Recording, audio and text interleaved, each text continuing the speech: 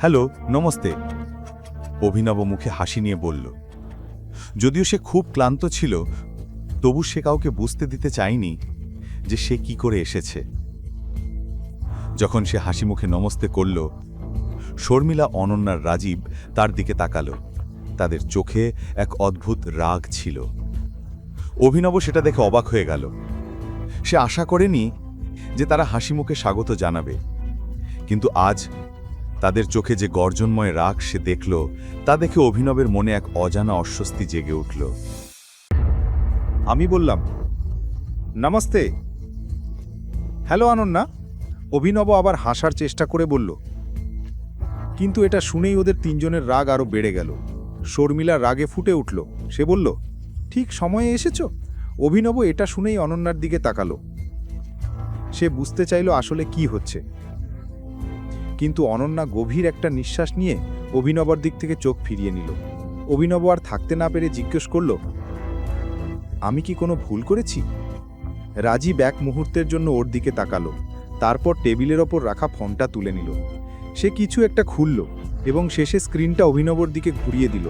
অভিনব কাছে গিয়ে রাজীবের কাছ থেকে ফোনটা নিল। স্ক্রিনে যা দেখল তা দেখে তার চোখ বড় বড় হয়ে গেল। স্ক্রিনে একটা ভিডিও চলছিল, যেখানে দেখা যাচ্ছিল অভিনব সেই ছেলেটিকে হোটেলের ভেতর নির্মমভাবে মারছে। এটা দেখে অভিনবর ভেতরটা খারাপ হয়ে গেল। এখন সে বুঝতে পারল কেন সবাই তার ওপর এত রেগে আছে। সে বলল, যা কিছু হয়েছে আমি সেটা বুঝিয়ে বলতে পারি। এমন সময় শর্মিলা তার কথা কেটে দিয়ে বলল, কি বুঝিয়ে বলবে? যে নিজের খাবারের বিল পর্যন্ত দিতে পারোনি, আর সেটা এড়াতে তুমি ওই ছেলেটাকে মারলে? অভিনব কিছু বলার আগেই অনন্যা সামনে এসে বলল, আই কান্ট আন্ডারস্ট্যান্ড। এত দামি জায়গায় খেতে যাওয়ার কি দরকার ছিল? তুমি তো বলেছিলে তুমি চাকরির জন্য যাচ্ছ। অভিনব এখন ফেঁসে গেছে। সে আবার ভিডিওটা দেখতে লাগলো। পুরো ভিডিওতে চাহাতকে কোথাও দেখা যাচ্ছিল না। এটা দেখে অভিনবর যেন প্রাণ ফিরে এলো। যদি তারা জেনে যেত অভিনব চাহাতের সঙ্গে ছিল, তাহলে তার পক্ষে কিছু বোঝানো আরও কঠিন হয়ে যেত।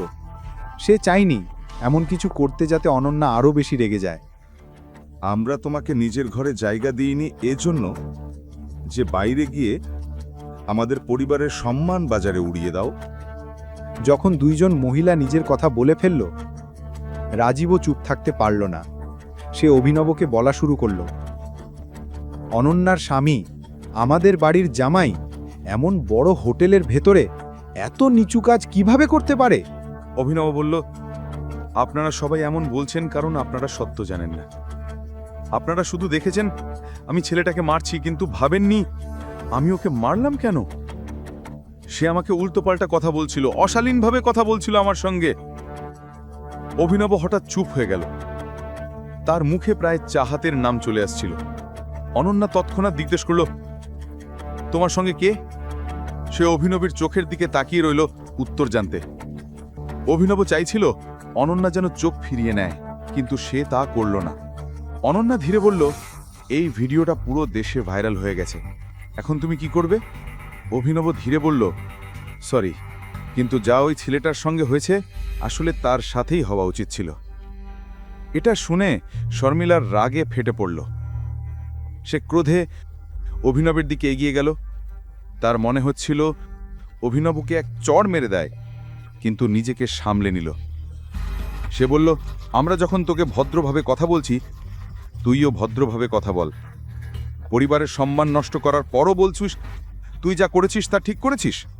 তুই ভাবছিস আমরা তোকে প্রশংসা করব? না তোর কোনো চাকরি আছে, না তুই পরিবারে সাহায্য করতে চাস, তবুও অন্তত এমন কিছু করিস না যাতে আমাদের পরিবারকে লজ্জা পেতে হয়। শর্মিলা, শান্ত হও। রাজীব তাকে থামাতে চাইল। অনন্যার বিয়ে যদি কারো সঙ্গে হওয়া উচিত হয়, তাহলে সেটা চিরাগের সঙ্গে, শুধু চিরাগের সঙ্গে। এটা শুনে অনন্যার চোখ বড় বড় হয়ে গেল। সে শর্মিলার দিকে তাকিয়ে বলল, মা, আমি কবে বললাম যে আমি চিরাগকে বিয়ে করতে রাজি? শর্মিলা বলল, তোর রাজি হওয়ার দরকার নেই। আমি তোর মা, আর আমি জানি তোর জন্য কি ভালো। এর সঙ্গে থাকলে সারা জীবন কষ্ট পাবি তুই।